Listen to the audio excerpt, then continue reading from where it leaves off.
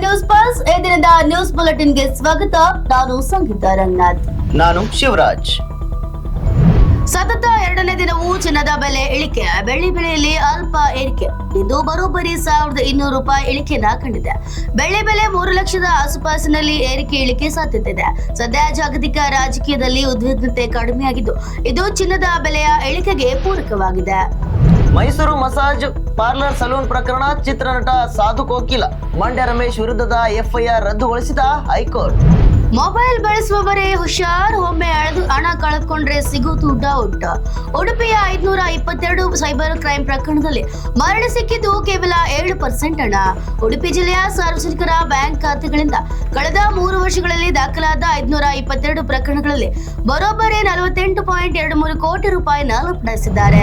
ಕಲಬುರಗಿಯ ಆಳಂದದ ವಿವಾದಿತ ಲಾಡ್ಲೇಮ್ ಶಾಕ್ ದರ್ಗಾದಲ್ಲಿರುವ ಶಿವಲಿಂಗಕ್ಕೆ ಪೂಜೆ ಸಲ್ಲಿಸಲು ಹೈಕೋರ್ಟ್ ಅನುಮತಿ.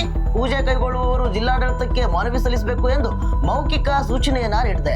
ಮಧ್ಯಾಹ್ನ 2 ಗಂಟೆಯಿಂದ ಸಾಯಂಕಾಲ 6 ಗಂಟೆ ಒಳಗಾಗಿ ಪೂಜೆಗೆ ಅವಕಾಶ ನೀಡಿದೆ ಹೈಕೋರ್ಟ್.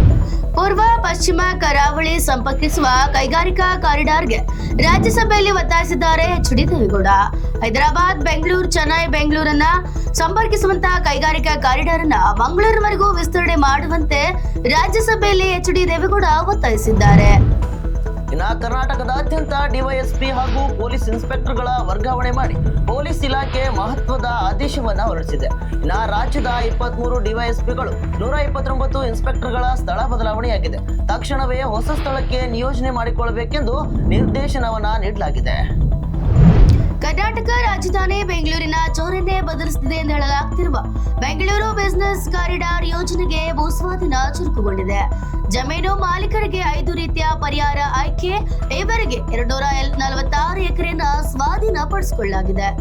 ಭಾರತದೊಂದಿಗೆ ದ್ವಿಪಕ್ಷೀಯ ವ್ಯಾಪಾರ ಒಪ್ಪಂದ ಜಾರಿ. ವ್ಯಾಪಾರ ಒಪ್ಪಂದವನ್ನು ಐತಿಹಾಸಿಕ ಎಂದ ಅಮೆರಿಕ ಅಧ್ಯಕ್ಷ ಡೊನಾಲ್ಡ್ ಟ್ರಂಪ್. ಈ ಖುಷಿಗೆ ಕಾರಣ ಕಲ್ಲಿದ್ದಲು ಹೆಚ್ಚು ರಫ್ತಾಗ್ತಿದೆ. ಚುನಾವಣೆಯ ಹೊಸ್ತಿಲಲ್ಲಿ ಬಿಜೆಪಿಗೆ ಬಿಗ್ ಶಾಕ್. ಉಸ್ತುವಾರಿ ಸ್ಥಾನಕ್ಕೆ ಅಣ್ಣಾಮಲೈ ರಾಜೀನಾಮೆ. ಏಪ್ರಿಲ್ ತಿಂಗಳಲ್ಲಿ ತಮಿಳುನಾಡು ವಿಧಾನಸಭಾ ಚುನಾವಣೆ ನಡೆದಿದೆ. ತಂದೆಯ ಅನಾರೋಗ್ಯದಿಂದಾಗಿ ಈ ಜವಾಬ್ದಾರಿ ಹೊರಲು ಸಾಧ್ಯವಿಲ್ಲ ಎಂದ ಅಣ್ಣಾಮಲೈ. ಬುಮ್ರಾ ಕೋ ಮತ್ ಛೋಡ್ನಾ, ಸಿಕ್ಸರ್ ಮಾರೋ. ಪಾಕ್ ಅಭಿಮಾನಿಯ ಕೂಗಿಗೆ ಫರ್ಹಾನ್ ಮ್ಯಾಜಿಕ್ ರಿಯಾಕ್ಷನ್. ವಿಶ್ವಕಪ್ ಸರಣಿಯ ನಿರ್ಣಾಯಕ ಪಂದ್ಯದಲ್ಲಿ ಭಾರತವು ಪಾಕಿಸ್ತಾನ ತಂಡವನ್ನ ಶ್ರೀಲಂಕಾದಲ್ಲಿ ಎದುರಿಸಲಿದೆ. ಈ ಮ್ಯಾಚ್ ಬಗ್ಗೆ ಅಭಿಮಾನಿ ಕೂಗೊಂದು ಸದ್ಯ ವೈರಲ್ ಆಗ್ತಿದೆ. ಇದಾಗಿತ್ತು ಈ ದಿನದ ನ್ಯೂಸ್ ಬುಲೆಟಿನ್. ನಿರಂತರ ಅಪ್ಡೇಟ್ಸ್ ಗಳಿಗಾಗಿ ನೀವು ನೋಡ್ತಾ ಇರಿ ನ್ಯೂಸ್ ಪಲ್ಸ್. ಇದು ಅಸಲಿ ಸುದ್ದಿ, ನಿಖರ ವರದಿ.